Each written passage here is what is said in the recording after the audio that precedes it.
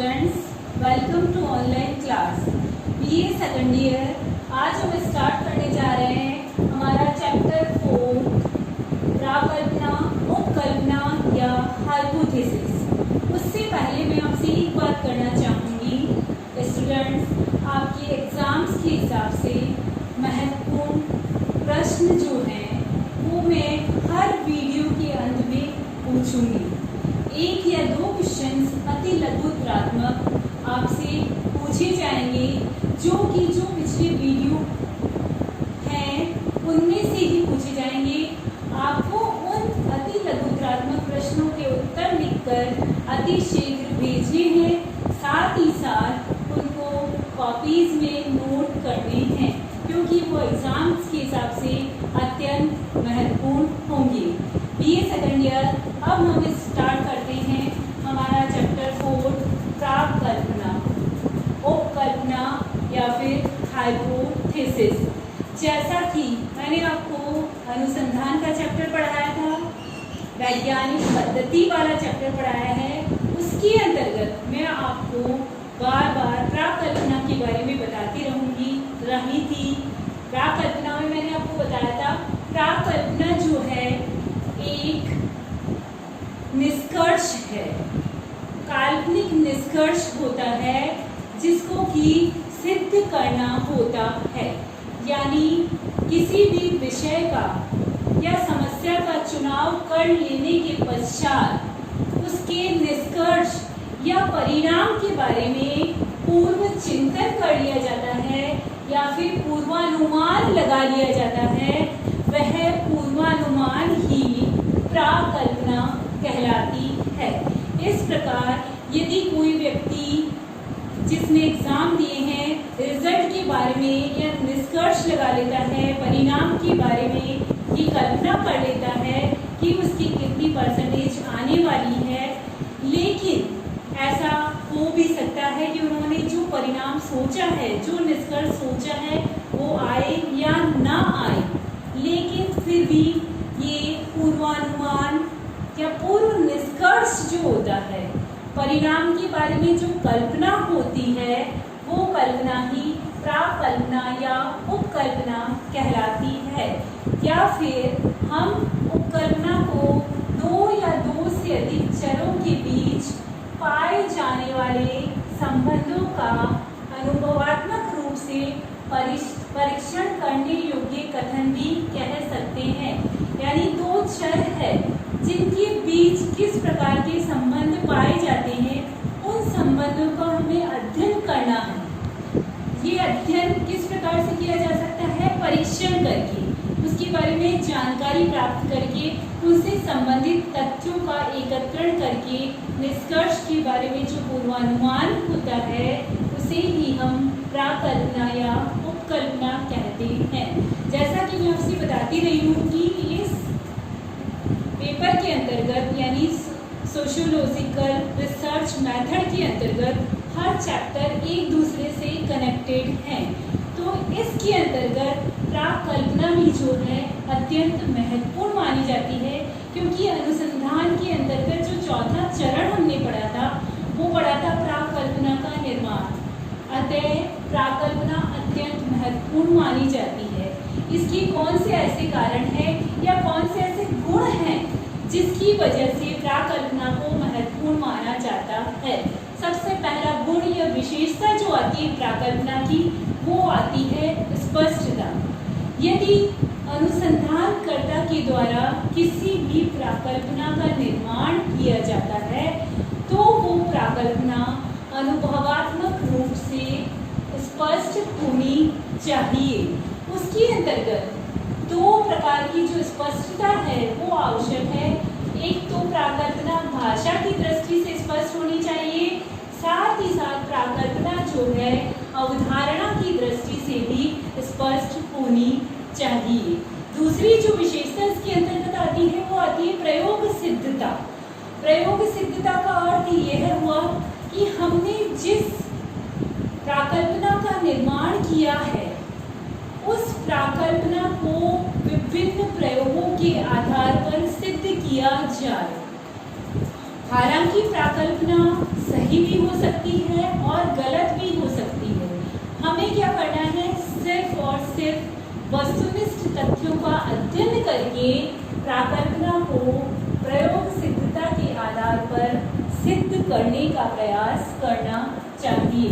तीसरी जो विशेषता आती है प्राकल्पना के अंतर्गत, वो आती है विशिष्टता।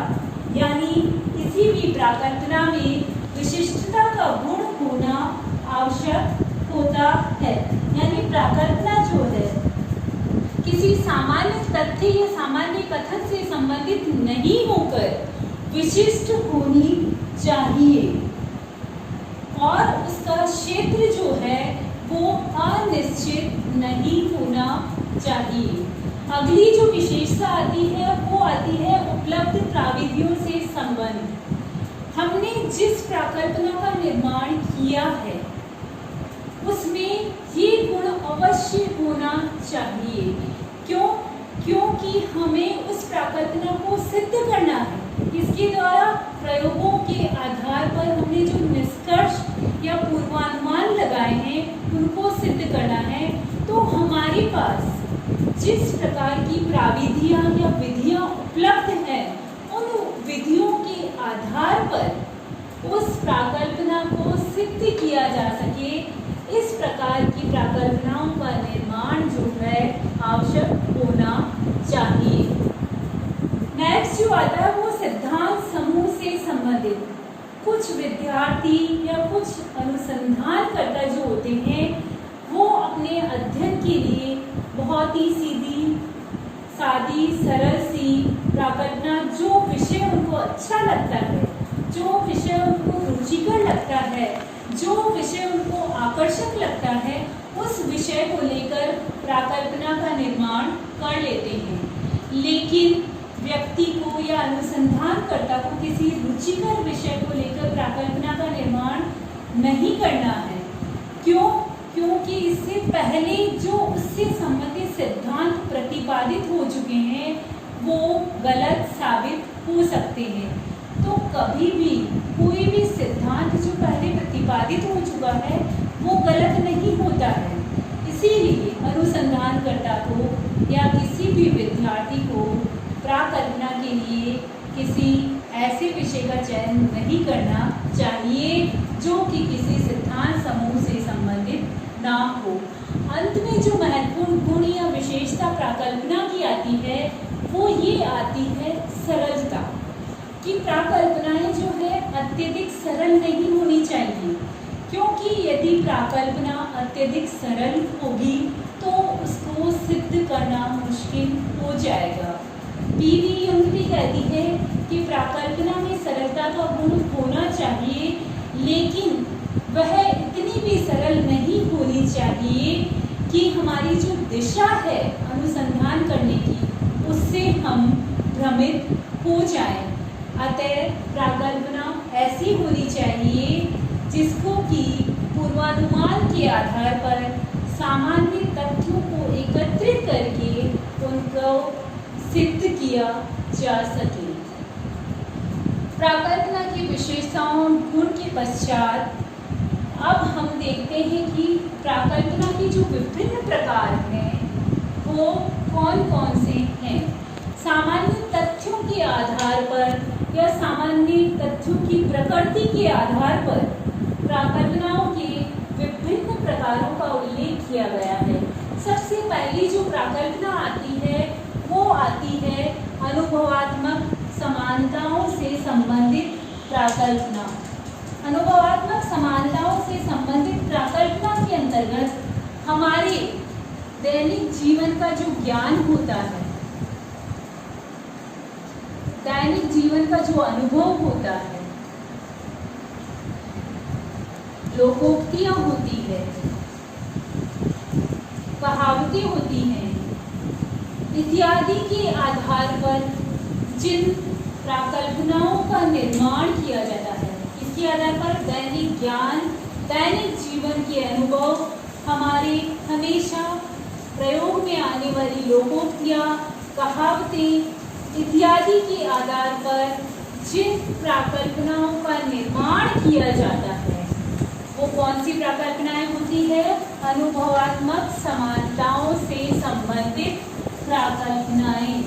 जैसे कि कहावत प्रचलित है, गंजा व्यक्ति धनवान होता है, पक्षियों में कौवा चतुर होता है, स्त्रियों में मालिन चतुर होती है। तो ये क्या है? ये हमारे दैनिक जीवन के अनुभव हैं, ये दैनिक जीवन की विभिन्न कहावतें हैं। इन कहावतों को सिद्ध करना, इनसे संबंधित तथ्यों को एकत्रित करना आसान होता है। इसीलिए इस आधार पर सबसे पहली जो प्राकल्पना आती है वो आती है अनुभवात्मक समानताओं से संबंधित प्राकल्पना। दूसरी प्राकल्पना जो आती है वो आती है जटिल आदर्श प्रारूपों से संबंधित प्राकल्पना। जटिल आदर्श प्रारूपों से संबंधित प्राकल्पनाएं जो हैं वो सामान्य तथ्यों एवं निष्कर्षों के आधार पर बनाई जाती है, जिनका कि उन सामान्य तथ्यों के आधार पर आसानी से सिद्ध किया जा सके। तो इस प्रकार की प्राकल्पनाएं जो होती है वो कहलाती है जटिल आदर्श प्रारूपों से संबंधित। तीसरी प्राकल्पना जो आती है वो आती है विश्लेषणात्मक चरों से संबंधित प्राकल्पना। विश्लेषणात्मक चरों से संबंधित जो प्राकल्पना होती है उसके अंतर्गत हम ऐसी प्राकल्पना को रखते हैं जिसके कि जैसे कि कोई घटना घटित होती है तो उसके पीछे अनेक कारण होते हैं, यानी कार्य कारण संबंधों को जानना, कार्य कारण संबंधों की खोज करना ही कौन सी प्राकल्पना के अंतर्गत आता है? विश्लेषणात्मक चरों से संबंधित प्राकल्पना के अंतर्गत आता है। अगली जो कुछ अन्य प्रकार की प्राकल्पनाएं हैं उसमें पहली प्राकल्पना जो आती है वो आती है सकारात्मक कथनों से संबंधित। इस प्रकार की प्राकल्पनाएं जो होती है वो सकारात्मक कथनों से संबंधित होती है। इस प्रकार कि पुरुषों की अपेक्षा स्त्रियां अधिक दयालु होती है, ये सकारात्मक कथन है। या फिर गरीबों की अपेक्षा धनवान अधिक अपराध करते हैं, तो ये सकारात्मक कथन है। इन सकारात्मक कथनों से संबंधित तथ्यों को एकत्रित करना आसान होता है और इन प्राकल्पनाओं को सिद्ध करना भी आसान होता है। इसीलिए ऐसी प्राकल्पनाओं को हम सकारात्मक कथनों से संबंधित प्राकल्पनाएं कहते हैं। नेक्स्ट से नकारात्मक तथ्यों से संबंधित प्राकल्पनाएं। इसके अंतर्गत ऐसी प्राकल्पनाएं होती हैं जिनको की नकारात्मक तथ्यों के आधार पर सिद्ध करने का प्रयास किया जाता है। जैसे पुरुषों की अपेक्षा स्त्रियां अधिक दयालु नहीं होती है, गरीबों की अपेक्षा धनवान अधिक अपराध नहीं करते हैं। तो इस प्रकार के जो नकारात्मक कथन है इनको सिद्ध करना आसान होता है, या इसके बारे में जो पूर्व चिंतन किया जाता है उनको सामान्य तथ्यों के आधार पर सिद्ध करना बहुत ही आसान होता है। इसीलिए इन्हें नकारात्मक कथनों से संबंधित प्राकल्पनाएं कहा जाता है। अगला जो आता है शून्य कथनों से संबंधित। शून्य कथनों से संबंधित यानी न तो सकारात्मक न ही नकारात्मक, दोनों तरह का प्रभाव नहीं होगा इसके अंतर्गत। यानी स्त्रियों और पुरुषों में जो दयालुता की तुलना की गई है, स्त्रियों और पुरुषों की दयालुता में कोई अंतर नहीं होता है। गरीब और अमीर में कौन व्यक्ति अधिक अपराध करता है, इस प्रकार की जो प्राकल्पनाएं होती है इनको सिद्ध करना भी बहुत ही आसान होता है, जिसके अंतर्गत सकारात्मक और नकारात्मक दोनों में से किसी भी प्रकार के कोई भी कथन का प्रभाव नहीं होता है। ऐसी प्राकल्पनाओं को हम शून्य कथनों से संबंधित प्राकल्पनाएं कहते हैं। लास्ट जो आती है वो आती है काम चलाओ प्राकल्पना। काम चलाओ नाम से ही पता चल रहा है, काम चलाओ का मतलब क्या है? जो हमारी काम चलाने के लिए, यानी हम जो पूर्वानुमान लगा रहे हैं, हम हम जो पूर्व चिंतन कर रहे हैं, अब उस पूर्व चिंतन का हमें क्या करना है, उससे संबंधित सामान्य तथ्यों को एकत्रित करना है, एकत्रित करते जाना है, अनुसंधान करते जाना है, और अंत में क्या होता है, वो प्राकल्पना सिद्ध होती है। वो सही भी हो सकती है और गलत भी हो सकती है, किंतु काम चलाओ प्राकल्पना के अंतर्गत हमने या अनुसंधानकर्ता ने विषय से संबंधित जिस भी प्राकल्पना का निर्माण किया है, वो प्राकल्पना जैसे जैसे अनुसंधानकर्ता अध्ययन करता जाएगा, उससे संबंधित तथ्यों को एकत्रित करता जाएगा, तो काम चलाओ रहेगी वो। अंत में ऐसा हो सकता है जो हमने प्रारंभ में प्राकल्पना निश्चित की थी, अंत में तथ्य एकत्रित करते करते निष्कर्ष तक पहुँचते पहुँचते उस प्राकल्पना में पूर्णतया परिवर्तन भी हो सकता है। यानी हमने प्रारंभ में जिस प्रकार की प्राकल्पना जो निश्चित की थी, उस प्राकल्पना में अंत तक तथ्यों के एकत्रण या निष्कर्ष निकालने तक उस प्राकल्पना में पूर्णतया परिवर्तन भी हो सकता है। इसीलिए पी.वी. यंग ने इसे काम चलाओ प्राकल्पना का नाम दिया है। अब जैसा कि मैंने आपसे कहा था कि मैं वीडियो के अंत में आपसे 2 अति लघुत्तरात्मक प्रश्न जो कि परीक्षा के हिसाब से अत्यंत उपयोगी होंगे वो पूछूंगी। तो आज का जो प्रथम प्रश्न है वो है पी.वी. यंग की पुस्तक का नाम लिखना है या बताना है आपको, साथ ही साथ घोड़े एवं हॉट की भी एक पुस्तक का नाम लिखना है। इन दोनों के प्रश्नों के उत्तर अति शीघ्र लिखकर आपको भेजने हैं और साथ ही साथ अपनी कॉपी में भी नोट करने हैं, क्योंकि ये परीक्षा के हिसाब से अत्यंत उपयोगी